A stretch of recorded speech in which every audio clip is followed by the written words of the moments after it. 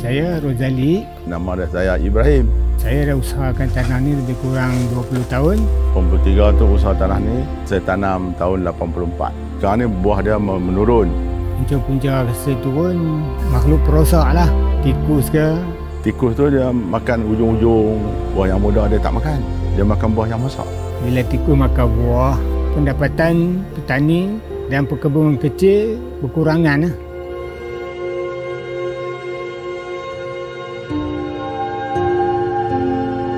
Rats is one of the big problem in our plantations, in all stages of the oil palm, from the seed up to harvesting stage. Of course, when they consume, it will damage the mesocarp, so it will reduce the amount of oil that we can extract from the fruit.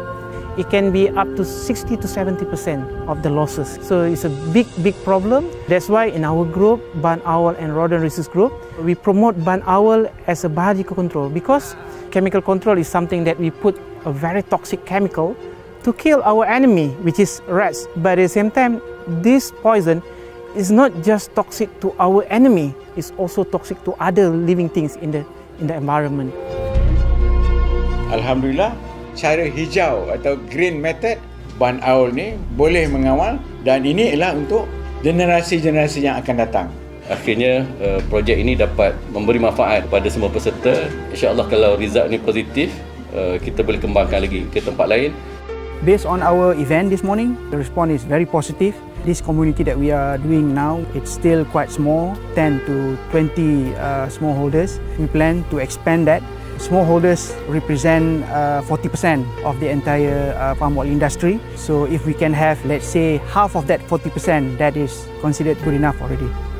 Yayasan datang memberi khidmat nasihat, membantu saya memberi satu sarang burung pungguk. Saya pun sendiri menerima satu sarang semalam. Alhamdulillah lah. Makanan dia hanya tikus saja. Lain dia tak makan. Yang terbaiknya sebab kita mengelak daripada keracunan. Yang dia mati tinggal pun tak membahaya kepada binatang lain lah.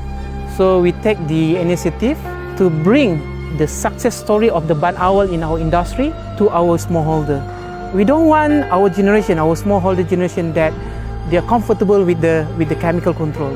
The prey and predator relationship is not overnight, In the long run, it's a very effective, but we cannot compare with chemical. With this initiative, we hope that the smallholders can increase their yield, increase their income, and thus they can increase their livelihood with that.